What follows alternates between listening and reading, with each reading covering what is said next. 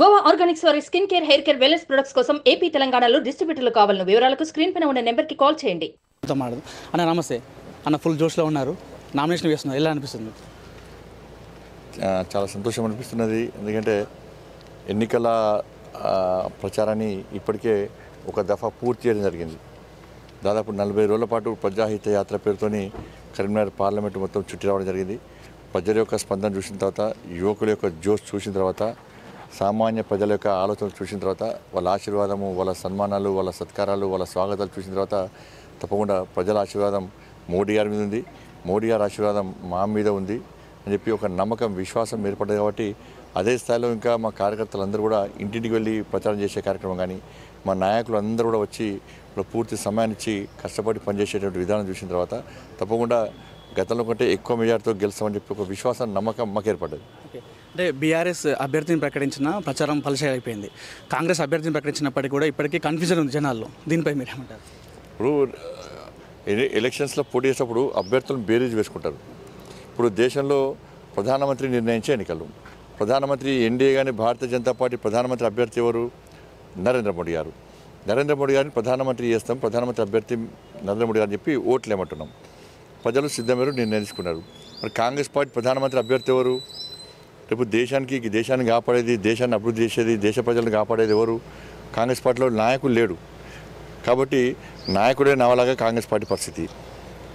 దాదాపు కరీంనగర్లో చూస్తే కరీంనగర్ అభ్యర్థులను బేరీజ్ వేసుకుంటారు. బీఆర్ఎస్ పార్టీ అభ్యర్థి ఈయన గత 5 సంవత్సరాల్లో కేసీఆర్ కుటుంబానికి కొమ్ము కాసింది తప్ప ఏ రోజు ప్రజల కష్టాల్లో ఇబ్బందులు ఉంటే ఏ రోజు వచ్చినటువంటి దాఖలాలు లేవు. అధికారం పోయినాక మొన్న అకాల వర్షాలు నష్టపోతే వాళ్ళను పరామర్శించే ప్రయత్నం చేస్తారు. అంతకు 5 సంవత్సరాలు లేఖలు రాయడానికే, ఆయన మేధావితనం చూపెట్టుకోవడానికే పనిచేసింది ఆయన. కాంగ్రెస్ ప్లస్ ఆయన కార్యకర్తలను గుర్తుపట్టాడు, నాయకులను గుర్తుపట్టాడు. ఆయన కాంగ్రెస్ పార్టీ అభ్యర్థి. ఆయన ఎవరో ఎక్కడి నుంచి వచ్చిండో, ఎప్పుడు వచ్చిండో, ఏ పార్టో వాళ్ళ కాంగ్రెస్ పార్టీ కార్యకర్తలకు కన్ఫ్యూజన్లో ఉన్నారు. ఈయన ఎప్పుడు వచ్చిండు, కాంగ్రెస్ పార్టీలో ఎప్పుడు పాల్గొన్నాడు, ఉద్యమాలు ఎప్పుడు పాల్గొన్నాడు, కాంగ్రెస్ పార్టీ సభ్యత్వం ఉందా లేదా, ఎందుకు టికెట్ ఇచ్చారు, ఎవరు చెప్తే టికెట్ ఇచ్చారు, ఎవరు చెప్తే టికెట్ ఇచ్చారు అనేది కన్ఫ్యూజన్లో కాంగ్రెస్ పార్టీ కార్యకర్తల నాయకులు ఉన్నారు.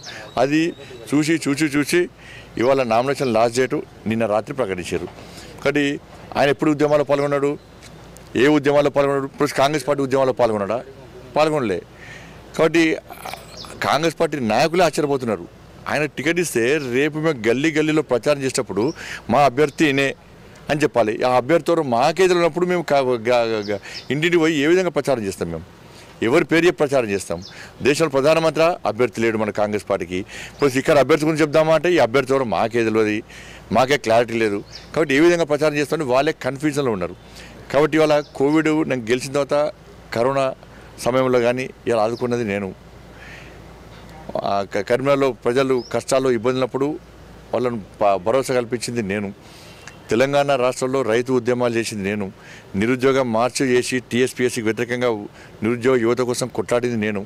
ఇంటర్మీడియట్ విద్యార్థులు ఆత్మహత్య చేసుకుంటే విద్యా వ్యవస్థను పూర్తిగా బీఆర్ఎస్ పార్టీ సర్వనాశనం చేస్తే ఫైట్ చేసింది నేను. పోడు భూముల సమస్యల మీద ఫైట్ చేసింది నేను. 317 జీవోకు వ్యతిరేకంగా ఫైట్ చేసింది నేను. ఆర్టీసీ కార్మికుల సమస్యల మీద ఫైట్ చేసింది నేను. పోడు భూముల సమస్యల మీద ఫైట్ చేసింది నేను. ఎస్సీ ఎస్టీ బీసీ సమస్యల మీద ఫైట్ చేసింది నేను. అగ్రవర్ణాల్లో పేదలకు నరేంద్ర మోడీ గారు ప్రభుత్వం రిజర్వేషన్ ఇస్తే కేసీఆర్ అమలు చేయకుంటే ఫైట్ చేసింది నేను. కాబట్టి అన్ని ఉద్యమాలతో ముందుకు వచ్చింది నేను. ఇలా ఉద్యమాలు చేస్తే నా మీద నేను అధ్యక్షుడిగా ఉన్నప్పుడు బీఆర్ఎస్ పార్టీ ప్రభుత్వం 109 కేసులు పెట్టి 2 సార్లు జైలుకు పంపారు.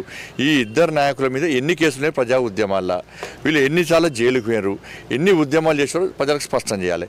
దాంతోపాటు నేను ఎంపీ అయిన తర్వాత దాదాపు 3 సంవత్సరాలు 12,000 కోట్ల రూపాయలకు పైగా నిధులు తీసుకొచ్చిన. వీళ్ళిద్దరూ రాత్రిపూట మాట్లాడుకొని బండి సంజయ్ని బదనాం చేయాలి, బండి సంజయ్ ఏం చేయలేదని చెప్పి తప్పుడు ప్రచారం చేయాలి అని చెప్పి ఇద్దరు రాత్రిపూట మాట్లాడుకొని బీఆర్ఎస్ పార్టీ కాంగ్రెస్ పార్టీ అగ్రనాయకులు మాట్లాడుకొని స్థానికంగా ఉండి కరీంనగర్ పార్లమెంట్ సంబంధించిన నాయకులు మాట్లాడుకొని బదనాం చేసే ప్రయత్నం చేస్తున్నారు. పూర్తి వివరాలను కూడా మేము గతంలో ప్రజలకు అందించినాం, మళ్ళీ ప్రజలు కూడా అందించే ప్రయత్నం చేస్తున్నాం. ప్రజలకు వాస్తవాలు తెలుసు, ఏ నాయకుడు కావాలి, ప్రశ్నించే వ్యక్తి ఎవరు, ఫైట్ చేసే వ్యక్తి ఎవరు, నిలదీసే వ్యక్తి ఎవరు, దేనికైనా సిద్ధపడి తెగించి కొట్టాడే వ్యక్తి ఎవరు అభివృద్ధి చేస్తారు, ఎవరు అభివృద్ధి నిధులు తీసుకొస్తారు, ఏ ప్రభుత్వం ఢిల్లీలో ఏర్పడబోతున్నది, ఏ ప్రభుత్వం ఢిల్లీలో ఏర్పడితే ఏ పార్టీకి ఓటేస్తే న్యాయం జరుగుతుందో ప్రజలు నిర్ణయించుకున్న బట్టి ఇలా ప్రజల ఆశీర్వాదంతో ఇలా భారీ మెజార్టీతో గెలిచేటువంటి అవకాశం ఉంది. బండి సంజయ్ని విమర్శించడానికి ఏం లేకనే ప్రతిపక్షాలు మతం కాటి ముందుకు తీసుకొస్తున్నాయి, ఇది అనుకోవచ్చా? ఇలా ఎవరు మతం కాటి తీసుకొస్తున్నారు? కాంగ్రెస్ పార్టీ భద్రాచలం పోతే రాముల వారి మీద ఒట్టు అంటున్నారు, యాదాద్రి పోతే యాదాద్రి నరసింహస్వామి మీద ఒట్టు అంటున్నారు, అలంపూర్ పోతే అలంపూర్ జోగులాంబ అమ్మవారి మీద ఒట్టు అంటున్నారు, వరంగల్ పోతే భద్రాద్రి అమ్మవారి మీద ఒట్టు అంటున్నారు. కాబట్టి ఒట్టు ఎవరు వేస్తున్నారు? వాళ్ళు అంటున్నారు ఇవాళ. కాబట్టి ఇలా ఏమీ లేక విమర్శలు చేస్తున్నారు. ఇవాళ అక్షింతల కార్యక్రమాన్ని విమర్శించే ప్రయత్నం చేస్తున్నారు. అయోధ్యలో రాముల వారి ప్రాణ ప్రతిష్ఠ కార్యక్రమాన్ని కూడా విమర్శించే ప్రయత్నం చేస్తున్నారు. అయోధ్యలో భవ్యమైన దివ్యమైన రామ మందిర నిర్మాణాన్ని కూడా వాళ్ళు వ్యతిరేకించే ప్రయత్నం చేస్తున్నారు. కాబట్టి ఇవన్నీ కూడా ప్రజలు ఆలోచిస్తున్నారు. ఇలా ఆలోచించే ఇలా ప్రజలు ఏ వర్గాన్ని కొమ్ముగాస్తున్నారు? కాంగ్రెస్ పార్టీ, బీఆర్ఎస్ పార్టీలు ఎవరి ఓట్ల కోసం కక్కుర్తిపడి ఈ సమాజాన్ని చీల్చే ప్రయత్నం చేస్తున్నారు, ఎవరు దేశం కోసం పనిచేస్తున్నారన్న విషయాన్ని ప్రజలకు ఆల్రెడీ స్పష్టత ఉంది, వారికి అవగాహన ఉంది. దాంతోపాటు కరీంనగర్ ప్రజలు కూడా చాలా శక్తివంతమైన ప్రజలు, అవగాహన ప్రజలు, ఆలోచించి ఓటు హక్కును వినియోగించే ప్రజలు, ఇలా ఉద్యమాల గడ్డ, పౌరుషం ఉన్నటువంటి ఇలా ఓటర్స్ కరీంనగర్ ప్రజలందరూ కూడా తప్పకుండా వాళ్ళ పౌరుషాన్ని, వాళ్ళ ఆవేశాన్ని, వాళ్ళ ఆలోచనను తప్పకుండా స్పష్టం చేయడానికి సిద్ధంగా ఉన్నారు. అంటే ప్రతిపక్షాలు ముఖ్యంగా యూత్ మాత్రమే బీజేపీకి ఇస్తా అన్నట్టుగా వాళ్ళు ఆరోపిస్తున్నారు. ఇటీవల నేను పబ్లిక్ టాక్ తీసుకున్నాను కరీంనగర్ కాన్స్టిట్యూన్సీలో, పార్లమెంట్లో. చిన్న నుండి పెద్ద వరకు ఎవరు అడిగినా కూడా బీజేపీకి ఓటేస్తామంటున్నారు. దీనిపై మీరు ఏమంటారు? ఇప్పుడు చిన్నపిల్లలకు ఓటు హక్కు లేదు. ఇలా ఏ చిన్న పిల్లలను చూపెట్టినా కూడా మీరు అడగండి, వాళ్ళు ఏమంటారు? బండి సంజయ్, నరేంద్ర మోడీ గారు బండి సంజయ్ అంటారు, భారత్ మాతాకి జై అంటారు, జై శ్రీరామ్ అంటారు. చిన్న పిల్లలు, చదువుకునే పిల్లలు, యూకేజీ నుంచి పీజీ వరకు, సాఫ్ట్వేర్ ఇంజనీర్ వరకు కూడా అందరు, ప్రతి ఒక్కరు, చిన్న పెద్ద ముసలి ముతక తేడా లేకుండా ప్రతి ఒక్కరు కూడా దేశంలో నరేంద్ర మోడీ గారు తప్పకుండా ఉండాలి. నరేంద్ర మోడీ గారికి మేము నేరుగా ఓటు వేయలేము కాబట్టి ఇక్కడ బండి సంజయ్కి ఓటేయాలి. ఇక్కడ బండి సంజయ్ని గెలిపిస్తే బండి సంజయ్ పోయి నరేంద్ర మోడీ గారికి ఓటేస్తారు. నరేంద్ర మోడీ గారు లేని, ప్రధానమంత్రిగా లేని ఈ దేశాన్ని ఊహించుకోలేము. ఈ దేశాన్ని కాపాడేది ఆయనే. కాబట్టి ఇంకా శక్తివంతమైన భారతదేశ నిర్మాణం ఇంకా జరగాలి. ఈ రామరాజ్యం ఇదే విధంగా కొనసాగాలి. ఆర్థిక పరంగా కానీ, అన్ని రంగాల్లో, అభివృద్ధి పరంగా కానీ, అన్ని రంగాల్లో ఇంకా దేశం ఇంకా ముందుకు సాగాలంటే నరేంద్ర మోడీ గారిని నిలువరించే ప్రయత్నం చేయదు. నరేంద్ర మోడీ గారిని ఇంకా మన శక్తిని ఇవ్వాలని చెప్పి ఒక ఆలోచనతో కాబట్టి తప్పకుండా మేము అందరి ఓట్లతో గెలవడానికి సిద్ధంగా ఉన్నాం. మేము ఎండా వాన తేడా లేకుండా కార్యకర్తలు మీకోసం విస్తృతంగా ప్రచారం చేస్తున్నారు. ఎలా సంపాదించారు? దాదాపు 40 రోజుల పాటు అన్ని పార్టీల కంటే ముందుగా 40 రోజుల పాటు ప్రజాహిత యాత్ర చేసినాం. ఇలా మా కార్యకర్తలందరూ కూడా అన్ని పనులు పక్కబెట్టి, మా నాయకులందరూ కూడా వాళ్ళ కుటుంబాలను పక్కబెట్టి, వ్యాపారాలు పక్కబెట్టి, ఎట్టి పరిస్థితుల్లో నరేంద్ర మోడీ గారు ప్రధానమంత్రి చేయాలి, కరీంనగర్లో భారతీయ జనతా పార్టీని భారీ మెజార్టీతో గెలిపాయని చెప్పి ఇంటింటికి తిరగడము, అసెంబ్లీల నియోజకవర్గాల వారిగా, మండల కేంద్రాల వారిగా, పోలింగ్ బూత్ల వారిగా, శక్తి కేంద్రాల వారిగా వాళ్ళు వాళ్ళ శాయశక్తుల ఎండనక వాననక కష్టపడి పనిచేస్తున్నారు. కాబట్టి ఈ వాతావరణం నిర్మాణమైంది. కాబట్టి ఎటువంటి కార్యకర్తల కష్టం ఊరికేపోదు, నాయకుల యొక్క కష్టం ఊరికేనపోదు.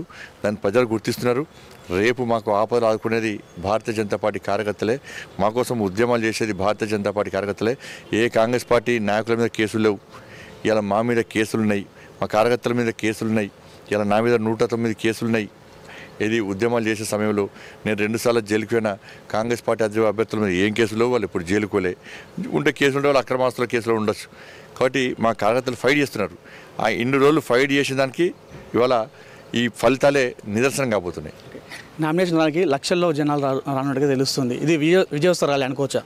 అంటే మేము ఎక్కడ డబ్బులు ఖర్చు పెట్టి కార్యకర్తలు పిలిచే ప్రయత్నం చేస్తలేము. వాళ్ళు స్వచ్ఛందంగా, మేము దాదాపు 500 మంది అన్ని కార్యకర్తలు అనుకున్నాం, 500-1000 మంది కార్యకర్తలు ఈ నామినేషన్లో పాల్గొనాలని చెప్పి మేము నిర్ణయించినాం. సోషల్ మీడియా ద్వారా లేకుంటే వాళ్ళు సొంతంగా ప్రచారం చేసుకోవడం ద్వారా స్వచ్ఛందంగా కార్యకర్తలు వాళ్ళ సొంత డబ్బులు వేసుకొని ఇలా రావడానికి సిద్ధమైనది. కాబట్టి చూద్దాం ఎంతమంది వస్తారో, ఎంతమంది కార్యకర్తలు చూద్దాం. సుమన్ టీవీ దాదాపు వారం రోజుల నుంచి కూడా మా టెలికాస్ట్ చేస్తుంది కదా, అన్ని వాస్తవ విషయాలను సమాజానికి వివరించే ప్రయత్నం చేస్తుంది కదా. మరి సుమన్ టీవీని కరీంనగర్ పార్లమెంట్తో పాటు ఈ తెలుగు రాష్ట్రాల ప్రజలు ఏ విధంగా ఆదరిస్తున్నారు, ఏ విధంగా అభిమానిస్తున్నారు, ఏ విధంగా సుమన్ టీవీని ప్రోత్సహించే ప్రయత్నం చేస్తున్నారు ఇవాళ మేము చూస్తూ ఉన్నాం. మా కార్యకర్తలు అందరూ కూడా చెప్తా ఉన్నారు. కాబట్టి తప్పకుండా మీరే చూస్తారు ఇవాళ ఏం జరగబోతుందని. చివరిగా కరీంనగర్ ప్రజలకు ఏం చెప్పబోతున్నారు? మీకు సేవ చేయడానికి మీ సమస్యలకు మీకు ఇబ్బంది వచ్చినప్పుడు మీరు కష్టాలు ఉన్నప్పుడు గతంలో పోటీ చేసినటువంటి వ్యక్తిని నేను. బీఆర్ఎస్ పార్టీ కాంగ్రెస్ పార్టీ అభ్యర్థులు ఎవ్వరు కూడా మీకు ఆపదలో కష్టాలు వచ్చినటువంటి నాయకులు కాదు. వాళ్ళ స్వార్థం కోసం, వాళ్ళ స్వలాభం కోసం, వాళ్ళ వ్యాపారాల కోసం, వ్యాపారం ద్వారా సంపాదించిన డబ్బును కాపాడుకోవడం కోసం మాత్రమే వాళ్ళు ఎన్నికల్లో పోటీ చేస్తున్నారు. వాళ్ళ మీద ఎలాంటి ప్రజా ఉద్యమాలు చేసిన కేసులు లేవు. ప్రజా ఉద్యమాల్లో ఏ రోజు జైలుకోలే.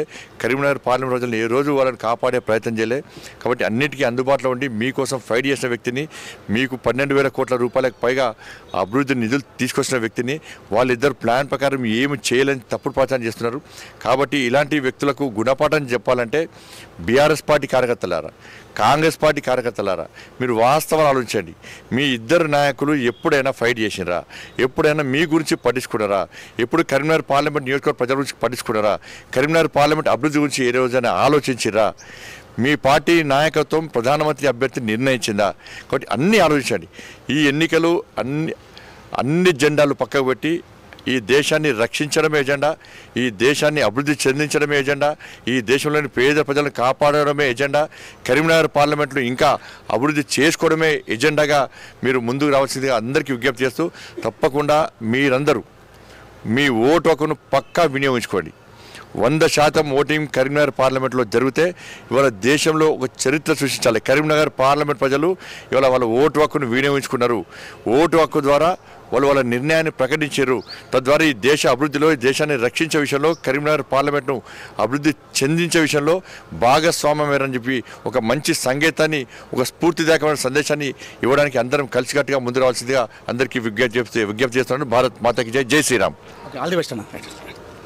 సో ఇది మొత్తానికి బండి సంజయ్ చెప్తున్నది. అయితే ఇప్పటివరకు తను చేసిన ఉద్యమాలు తను గెలిపిస్తాయని చెప్తున్నారు. ఇప్పటికే నిరుద్యోగులపైన కావచ్చు, అటు రైతుల మీద కావచ్చు, చాలామంది తెలంగాణలో జరుగుతున్నటువంటి ప్రజా సమస్యల మీద ఇప్పటికే తను చాలా పోరాటం చేశానని చెప్తున్నారు. తను చేసిన ఉద్యమాలే తనను గెలిపిస్తాయని చెప్తున్నారు బండి సంజయ్. వీడియో జర్నలిస్ట్ రాజ్ కుమార్తో అనిల్, సుమన్ టీవీ, కరీంనగర్.